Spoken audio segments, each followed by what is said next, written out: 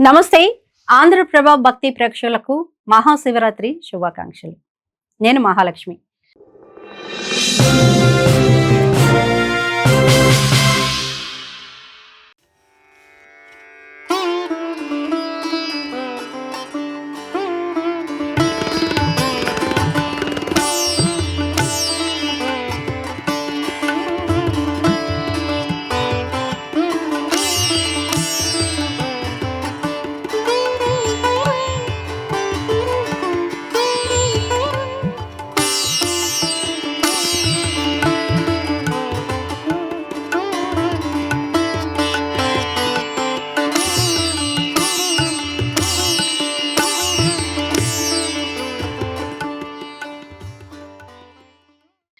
మహాశివరాత్రి హిందువులకు పరమ పవిత్రమైన పండుగ.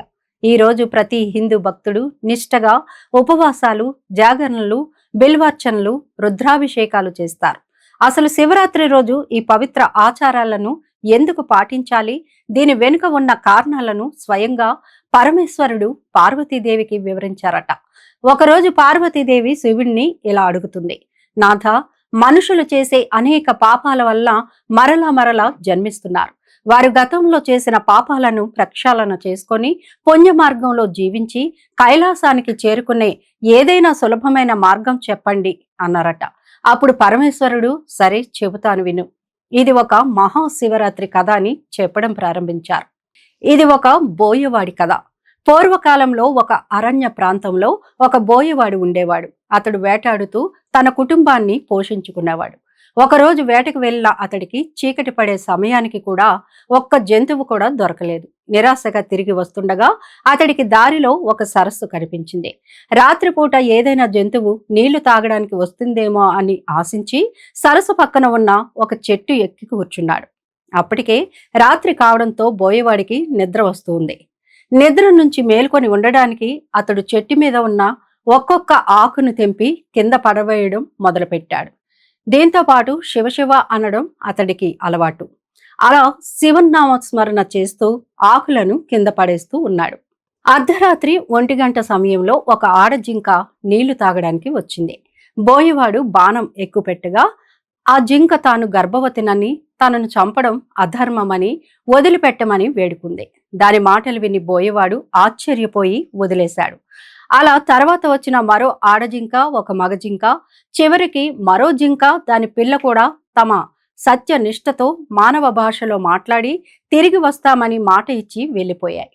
బోయవాడు ఆశ్చర్యంగా ఆ జింకల కోసం వేచి ఉన్నాడు.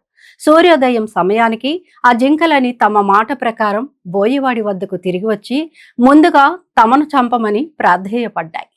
ఆ జింకల సత్ప్రవర్తన బోయవాడిలో గొప్ప మార్పును తీసుకొచ్చింది. అతడు వేటను విడిచిపెట్టి సన్మార్గాన్ని అనుసరిస్తానని ప్రతిజ్ఞ చేశాడు. అదే సమయంలో దైవదూతలు అక్కడికి వచ్చి బోయవాడిని కైలాసానికి ఆహ్వానించారు. తమ శివుణ్ణి పూజించడం తనకు తెలియదని చెప్పగా దేవదూతలు ఇలా వివరించారు. ఈ రోజు మహాశివరాత్రి. నీకు తెలియకుండానే పొద్దుటి నుంచి ఉపవాసం చేశావు, రాత్రంతా జాగరణ చేశావు, శివనామస్మరణ చేశావు. నీవు చెట్టు ఎక్కుతుండగా నీ మొలకు కట్టుకున్న నీళ్లు తెగి కింద ఉన్న శివలింగంపై పడ్డాయి.